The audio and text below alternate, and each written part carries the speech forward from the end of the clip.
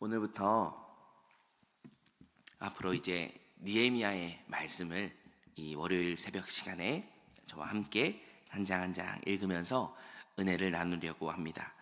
느헤미야에게 임하셨던 하나님, 그리고 느헤미야와 함께 하셨던 하나님, 하나님과 함께 성벽을 건축하고 성벽을 회복하고 그 성벽 회복과 함께 공동체가 회복되었던 귀한 은혜의 말씀, 느헤미야의 말씀을 함께 나누면서 그 하나님이 바로 나의 하나님, 우리 하나님이 되시기를 간절히 소망합니다.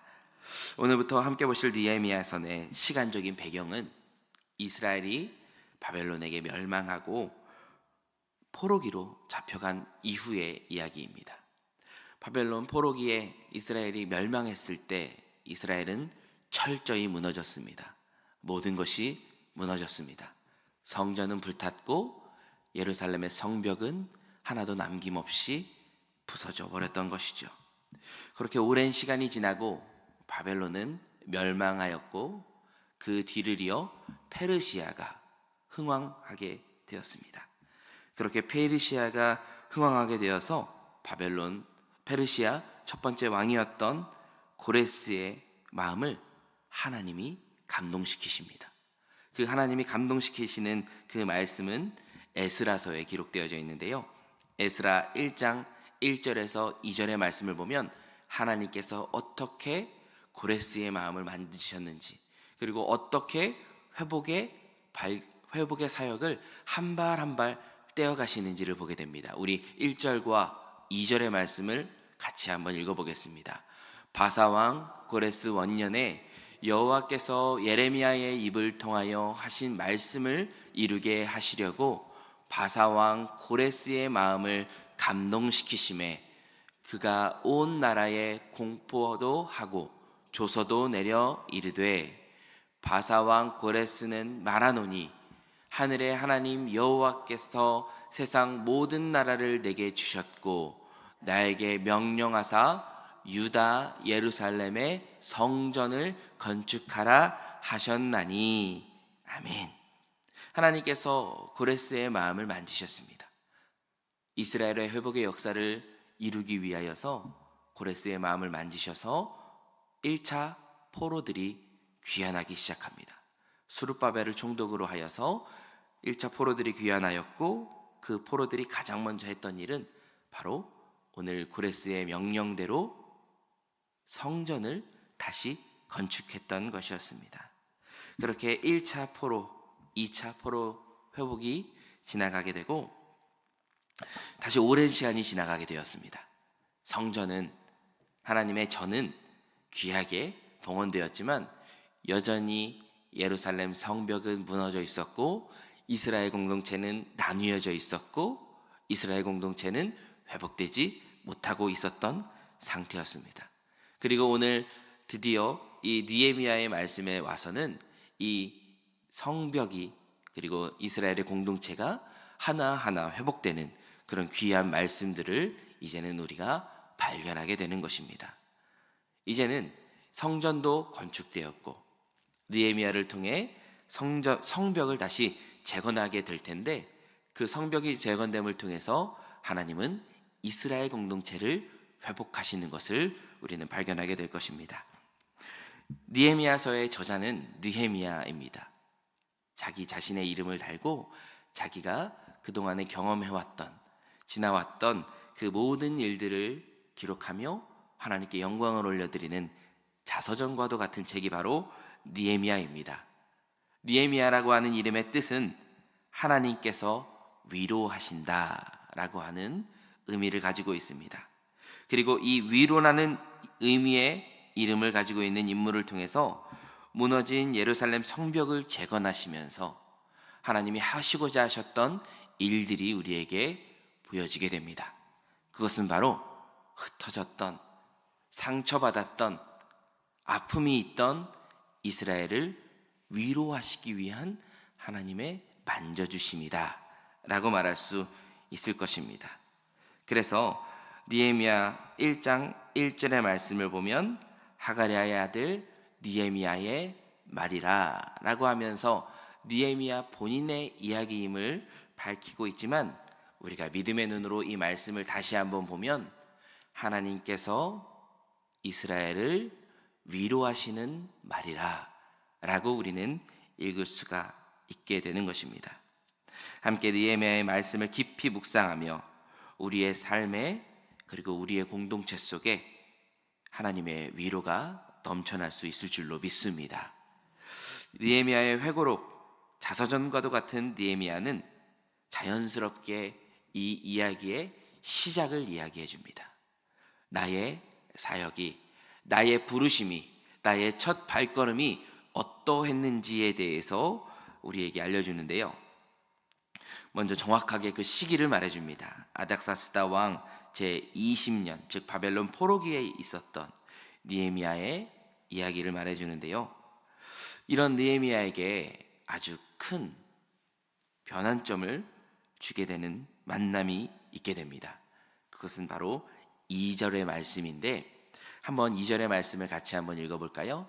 내 형제들 가운데 하나인 하나니가 두어 사람과 함께 유다에서 내게 이르렀기로 내가 그 사로잡힘을 면하고 남아있는 유다와 예루살렘 사람들의 형편을 들은즉. 아멘. 느헤미야는 한 만남을 가지게 되는데 유다에서 나에게로, 유다에서 페르시아로 와서 유다의 예루살렘의 소식을 전해주는 사람의 소식을 듣게 됩니다. 그리고 느헤미야의 마음속에는 궁금함이 생긴 겁니다. 비록 내가 가보지는 못했지만, 내가 자라지는 않았지만 나의 고향, 우리 민족의 고향인 예루살렘의 소식, 그들의 형편, 그들의 사정이 어떠했는지 궁금한 마음이 싹트기 시작한 겁니다. 그래서 느헤미야는 묻습니다. 예루살렘은 지금 어떠하냐? 예루살렘은 샬롬, 평안하냐? 라고 물은 것입니다. 그런데 그에게 들려온 소식은 참 아픈 소식이었습니다. 우리 3절을 보면 그 상황이 기록되어져 있습니다. 다시 한번 같이 읽어볼까요? 그들이 내게 이르되 사로잡힘을 면하고 남아있는 자들이 그 지방 거기에서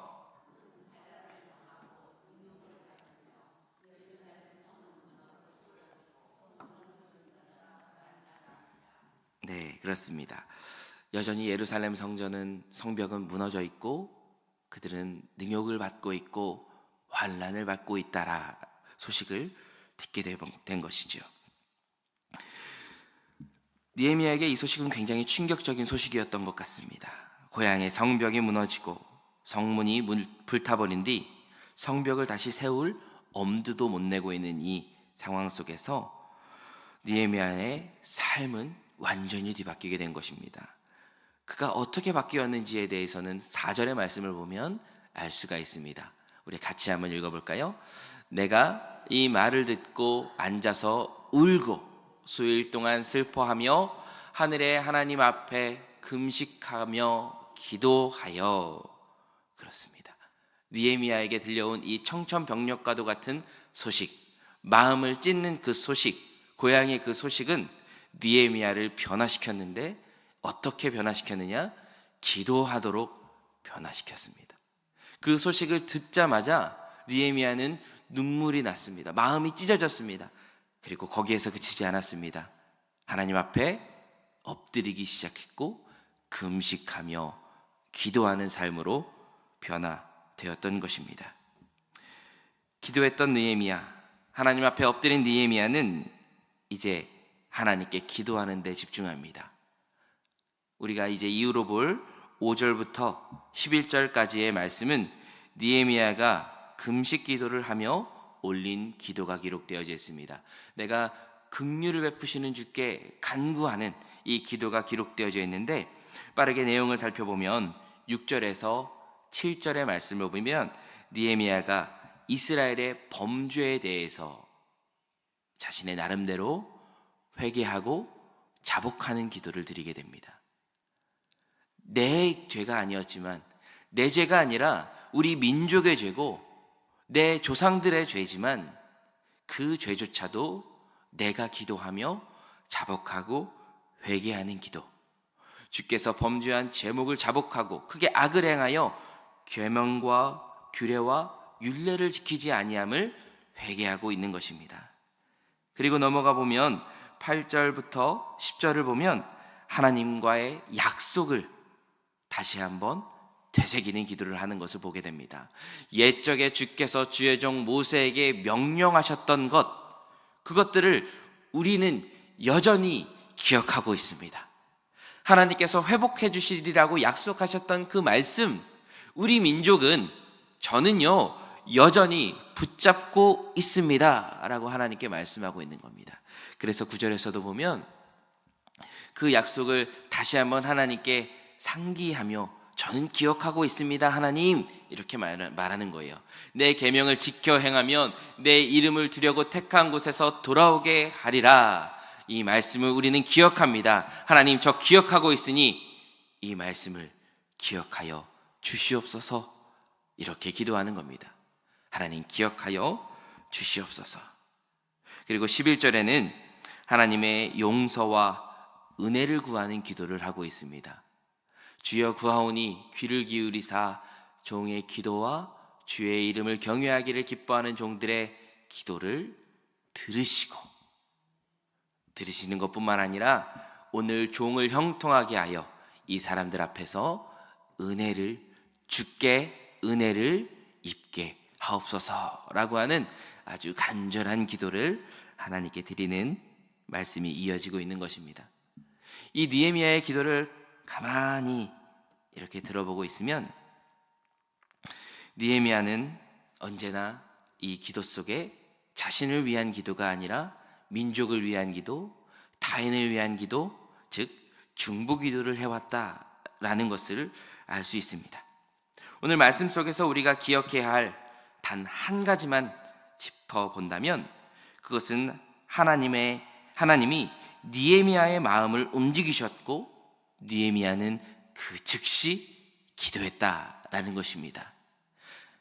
하나님이 느헤미야의 마음을 움직이셨을 때 하나님이 느헤미야에게 그 귀한 만남을 주셨을 때 그 만남은 바로 하나님의 사인인 것입니다.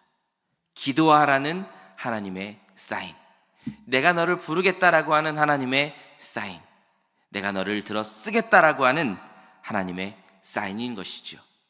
그 사인을 느헤미야는 놓치지 않았고 마음 아파했고 기도했기에 하나님은 느헤미야를 들어 사용하셨고 귀한 회복의 역사를 이루어갈 수 있었던 것입니다.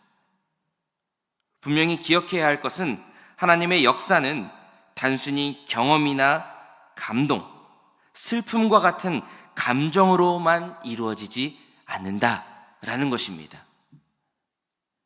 우리는 삶을 살아가면서 수많은 경험을 하고 수많은 이야기를 듣고 때로는 뜨거운 감정도 느끼게 됩니다. 눈물을 흘리기도 합니다. 그러나 거기에서 그쳐서는 하나님의 역사가 이루어질 수 없습니다. 반드시 그 경험 뒤에 뒤따라와야 할 것은 하나님께 엎드려 기도하는 무릎의 역사가 있어야 할 줄로 믿습니다. 느헤미야가 오늘 우리에게 보여주는 하나님의 역사의 시작은 하나님의 사인이 왔을 때 하나님 앞에 엎드려 기도했던 것, 그것이 첫 단추였다라는 사실을 기억하시기를 바랍니다. 하나님의 사인을 놓치지 마십시오. 하나님이 우리에게 무언가를 경험하게 하시고 듣게 하시고 만나게 하시는 일들, 그리고 우리의 마음에 감동을 주시고 생각나게 하시는 그 모든 일들 하나하나가 하나님의 인도하심 아래 있기에 그 모든 것이 사인이 될 수 있습니다. 그런데 우리는 삶이 너무 바쁘고 복잡해서 그 모든 것들을 잃어버리고 생각났다가도 까먹기 십상입니다. 그러나 우리는 이런 하나님의 사인을 붙잡아야만 합니다. 하나님이 느헤미야를 향한 그 사인을 붙잡았고 기도했고 역사가 시작되었습니다. 하나님의 사인을 놓치지 않고 하나님께 무릎 꿇고 기도한 느헤미야에게 하나님의 역사가 드디어 시작되기 시작하는데요. 오늘 우리가 함께 읽은 이 1장의 말씀은 느헤미야의 소개와 느헤미야의 기도, 이렇게 크게는 두 부분으로 나뉠 수가 있을 것입니다. 그런데 함께 읽은 본문의 말씀 마지막 부분에 보면 앞으로를 기대하게 하는 말씀이 기록되어져 있습니다. 우리 색깔로 표시한 그 뒷부분의 말씀만 다시 한번 같이 읽어볼까요? 같이 읽겠습니다. 오늘 종이 형통하여 이 사람들 앞에서 은혜를 입게 하옵소서 하였더니 그때에 내가 왕의 술관원이 되었느니라. 아멘.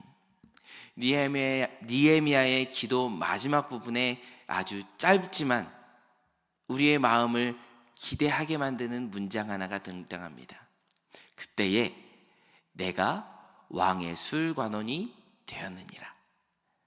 하나님이 이제 느헤미야를 들어 사용하시는 역사적인 스토리가 시작되는 순간입니다. 우리가 드라마를 재밌게 보게 되면 꼭 재밌는 부분에서 여기까지 하고 다음 화에 계속이라는 말이 등장합니다. 그리고 짠 하고 예고편을 틀어주는데 다 보여주지 않습니다. 딱 궁금할 정도만, 기대될 정도만, 생각날 정도만 예고편을 보여주죠. 오늘 이 마지막 한 문장도 바로 우리에게 그런 예고편과 같은 말씀입니다. 하나님이 과연 어떻게 느헤미야를 사용하실까? 하나님이 과연 어떻게 이스라엘을 회복시키실까? 하나님이 어떻게 사람들을 들어서 하나님의 성벽을 재건하게 할까? 너무나도 궁금하게 만드는 말씀이 아닐 수가 없습니다. 이 술 맡은 관원에 대해서 간단하게만 이야기해보면 이 술 맡은 관원은 결코 작은 지위라고 할 수 없습니다. 아니, 너무나도 귀중한 직책을 맡게 된 것입니다. 왕의 바로 옆에서 왕에게 바쳐지는 술을 비롯한 모든 음료를 관장했던 사람이 바로 이 술관원이기 때문입니다. 왕에게 바치는 음식 속에 독이 들어있지는 않은지, 이것이 문제가 되지는 않는지, 왕이 오늘 기분에 따라 이 음료를 마셔도 되는지 안 되는지, 왕이 무엇을 선호하는지를 하나부터 10까지 다 알 수 있고, 왕의 바로 측근에서 매일마다 왕을 시중드는 존재, 그리고 그 왕에게 왕이 행차할 때 그 행차마다 따라다니며 음료를 관장했고, 그렇기 때문에 왕과의 말벗이 되기도 하고 왕의 상담가가 되기도 했던 그런 자리가 바로 술관원이었다라는 것이죠. 하나님은 느헤미야를 들어 쓰기 위하여서 그를 세우셨습니다. 느헤미야를 축복하고 느헤미야의 기도 제목과 느헤미야가 그냥 잘 되기 위해서만이 아니었음을 기억하시기를 소망합니다. 이스라엘을 회복시키기 위해서, 더 구체적으로는 예루살렘의 성벽을 다시 재건하기 위하여서 이제 느헤미야를 들어 축복하시는 말씀이 기록되어져 있는 것입니다. 그래서 우리는 기대가 됩니다. 하나님께서 느헤미야를 어떻게 들어 사용하실지, 그리고 하나님께서 어떻게 이스라엘을 위로하시고 회복하실지. 그래서 우리가 함께 볼 느헤미야의 말씀은 오늘 자막에 나오는 것처럼 성벽 재건을 통한 하나님의 위로와 이스라엘 공동체의 회복의 말씀임을 기억하시기를 바랍니다. 그리고 이 말씀을 한 절 한 절 읽어 나갈 때 이 하나님의 목적 속에, 이 하나님의 의지 속에 말씀이 어떻게 우리에게 다가오는지, 그래서 이스라엘의 회복이 아니라, 이스라엘을 위한 위로가 아니라 나를 위한 위로, 우리 공동체를 위한 위로의 말씀으로 듣고 그 말씀대로 행할 수 있는 우리 모든 사랑하는 성도님들이 되시기를 간절히 소망합니다.